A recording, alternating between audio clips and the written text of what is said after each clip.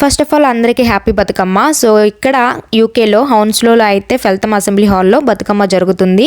నా ఫ్రెండ్ నన్ను ఇన్వైట్ చేసింది. లాస్ట్ టైం తను చేయలేదు, బట్ ఈసారి చేసింది అనమాట.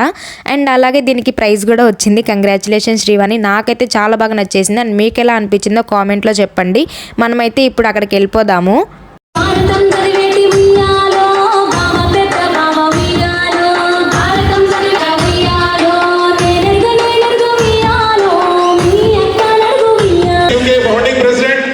అందరికీ అన్న భాష హెల్త్ బాగాలేకపోయినా కానీ అనిలన్న ఇక్కడికి వచ్చారు.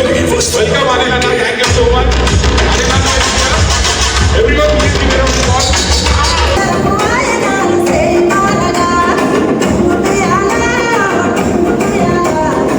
ఇట్లా ఫ్రెండ్స్తో ఆడుతూ పాడుతూ ఉంటే నాకైతే చాలా మంచిగా అనిపిస్తుంది. నాకు భలే మంచి ఫీలింగ్ వచ్చింది బతుకమ్మ రోజు ఆడడం. అదంతా లాస్ట్లో తినేసి ఎవరి ఇళ్ళకి వాళ్ళు వెళ్ళిపోయాము.